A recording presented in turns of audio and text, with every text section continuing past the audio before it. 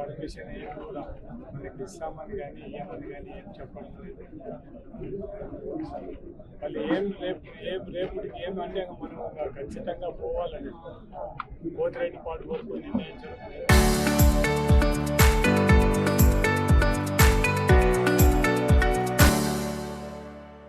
జరిగింది. రేపు హైకోర్టులో కూడా కేసు ఉంది. రేపు ఏమొస్తుందో ఒకసారి హైకోర్టులో ఉండే జడ్జిమెంట్ ఏమొస్తుందో చూసి దాన్ని బట్టి ఒకసారి 90% మాకు కోర్టు పర్మిషన్ ఇస్తుందనే ధైర్యం మాకుంది. అందుకే మేము చెలో పోతిరెడ్డిపాడు ఈ కార్యక్రమాన్ని కూడా చెప్పడం. తెలుగుదేశం నాయకులకు అందరికీ కూడా ఒకటే విజ్ఞప్తి చేస్తాను. మీరు ఒక్కసారి ఆలోచించండి, మీ చంద్రబాబు నాయుడు గారికి రాయలసీమ మీద ఎంత ప్రేమ. ఆయన 95 నుంచి ముఖ్యమంత్రిగా 2004 వరకు ముఖ్యమంత్రి ఉన్నారు. ఈ రాయలసీమకు సంబంధించిన వరకు ఏం చేశాడో ఒకసారి చెప్పమని చెప్తాను. మొత్తం అదే దివంగత నేత రాజశేఖర రెడ్డి గారు వచ్చిన తర్వాత 2004లో మొత్తం అంతకుముందు ఎస్ఆర్బీసీలన్నీ కంప్లీట్ చేసింది కూడా కాంగ్రెస్ గవర్నమెంట్. ఆనాడు దివంగత నేత కోట్ల విజయభాస్కర్ రెడ్డి గారు వచ్చిన తర్వాత నేను అంతకుముందు ఉండే నేదురుమల్లి జనార్దన్ రెడ్డి టైం అయితే దివంగత నేత కోట్ల విజయభాస్కర్ రెడ్డి బోర్కల్ రిజర్వాయర్ లేట్ అవుతుందనే ఉద్దేశంతోనే ఎస్ఆర్బీసీ కాలువకు డైరెక్ట్గా బైపాస్ కెనాల్ ఇచ్చిన ఘనత కూడా దివంగత కోట్ల విజయభాస్కర్ రెడ్డి గారికి మనం ఆనాటి ప్రధానమంత్రి పివి నరసింహారావు అయితేనే ముఖ్యమంత్రి కూడా కోట్ల విజయభాస్కర్ రెడ్డి అయితే తర్వాత మళ్ళా మనం చూసిన తర్వాత 95 నుంచి 2009 వరకు చంద్రబాబు నాయుడు ముఖ్యమంత్రి నుండి కనీసం మనకు ఒక మాటితే మనకి ఈ రాయలసీమకు సంబంధించిన ఏం చేయని పరిస్థితి. మనం 2000 చూసినాం. పాణ్యం పోలీస్ స్టేషన్లో అంతో ఇంతో నీళ్ళు వస్తే పోలీస్ స్టేషన్ పంచాయతీ నిలుచుకొని రైతులు నీళ్లు కట్టుకునే పరిస్థితి. అదే 2004 మన గవర్నమెంట్ వచ్చిన తర్వాత దివంగత నేత రాజశేఖర రెడ్డి ముఖ్యమంత్రి అయిన తర్వాత ఈ రోజు వరకు కూడా ఎస్ఆర్బీసీ నీళ్లు వాడే పరిస్థితి ఈరోజు మనం. అంటే ఆ రోజు దివంగత నేత రాజశేఖర రెడ్డి గారు బోర్కల్ రిజర్వాయర్ నిర్మించడంతోనే నిర్మాణం చేపట్టి చేయడంతోనే ఈ రోజు వరకు కూడా మనం నీళ్ళు ఇవ్వగలుగుతున్నాం. అంటే ముందు అన్నిటికంటే ముందు దివంగత నేత రాజశేఖర రెడ్డి గారికి ఈ పాణ్యం నియోజకవర్గ ప్రజలు ఎంటైర్ ఎస్ఆర్బీసీలో బోర్కల్ రిజర్వాయర్ నుంచి నీళ్లు వారించే ప్రతి ఒక్క రైతు కూడా రాజశేఖర రెడ్డిని మర్చిపోవడానికి వీలేదని మాత్రం మనం అందరం కూడా చూడాలి. ఈరోజు తెలుగుదేశం నాయకులు చాలా నీతి మాటలు మాట్లాడడం జరుగుతుంది. మేము 2019 నుంచి 2024 వరకు ఏ రైతు కూడా మందుల కోసం రోడ్డు మీదకి రాని పరిస్థితి. మీ గవర్నమెంట్లో ఏముంది?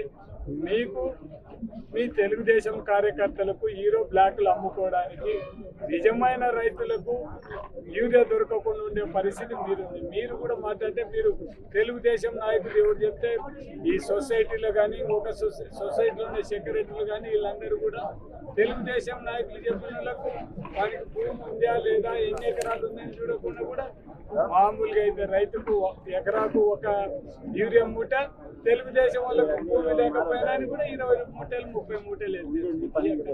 అంటే మీరు రైతులను ఏదో మాకు రైతులు అంటే రైతులను దోసుకోవడానికి ఉన్నారా? అదే మా జగనన్న గవర్నమెంట్ రైతులకు గిట్టుబాటు ధర లేకపోతే గిట్టుబాటు ధర ఇచ్చిన పరిస్థితి మాది. రైతు ఓపెన్ మార్కెట్లో రేట్ లేకపోతే ప్రభుత్వం నుంచి కొని మేము రైతులకు మొత్తం వాళ్ళకందరికీ కూడా డబ్బులు ఇచ్చిన పరిస్థితి. మా జగనన్న ఉన్నప్పుడు మొత్తం పంట నష్టం జరిగితే ఇన్పుట్ సబ్సిడీ ఇచ్చిన పరిస్థితి మాది. మొత్తం రైతులకు అందరికీ కూడా మనం జీరో అంటే ₹1 కట్టాల్సిన అవసరం లేకుండా ఇన్సూరెన్స్ పంట నష్టపరిహారం ఇన్సూరెన్స్ ఇచ్చిన ఘనత మా నాయకుడు జగన్మోహన్ రెడ్డి.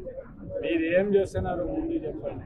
మీరేమో రైతు భరోసా జగన్మోహన్ రెడ్డి ఇచ్చే దాంతో పాటు సెంట్రల్ గవర్నమెంట్ ఇచ్చే 6,000 కూడా కాకుండా మేమే ఇస్తామని చెప్పాను.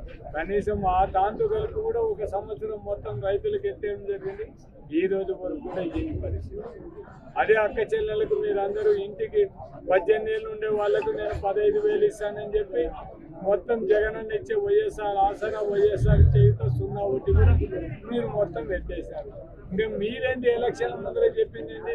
జగన్మోహన్ రెడ్డి ఇచ్చే పథకాలతో పాటు సూపర్ 6 ఇస్తామని చెప్పారు.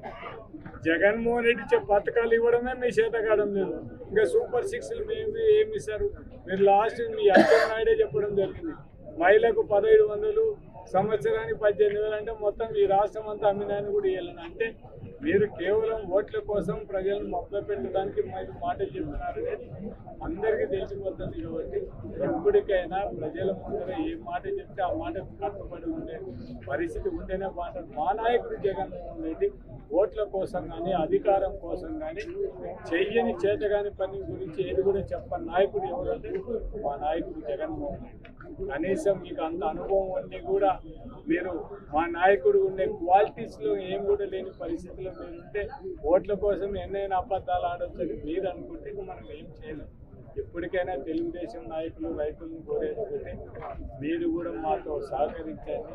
పోతిరెడ్డి పథకం, రాయలసీమ ఎత్తిపోతల పథకం కింద లేకపోతే మాత్రం మనం రాయలసీమలో మనం ఒక చుక్క నీళ్ళు కూడా పారించుకోలేము. మీరు ఇక్కడ ఉండే తెలుగుదేశం నాయకులు కూడా తెలుసుకోవాల్సింది ఒకటే, తెలంగాణ ప్రభుత్వం నెట్టంపాడు కానీ, కలవకుర్తి కానీ, దండి కానీ ఇవన్నీ ప్రాజెక్టులు వాళ్ళు 800 అడుగులకు ఉంటే నీళ్లు తీసుకుంటే మనకు 841 పైన ఉంటేనే నీళ్లు వచ్చే పరిస్థితి. అటువంటి పరిస్థితుల్లో మన కింద డౌన్ అయితే మనకు నీళ్ళు ఏ విధంగా వస్తాయి?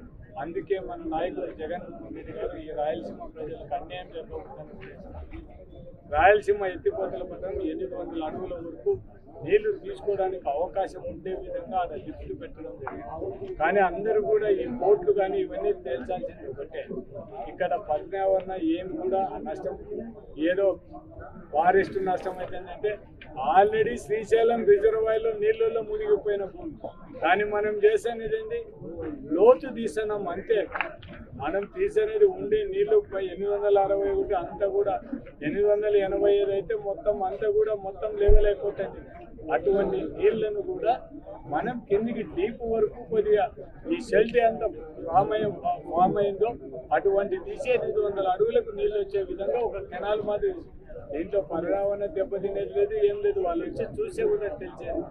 దీనికి ఇప్పుడు వచ్చిన తెలుగుదేశం ప్రభుత్వం కూడా మనకి ఈ ప్రాంతానికి అన్యాయం చేయాలనే ఉద్దేశంతోనే దాని గురించి పట్టించుకునే పరిస్థితి.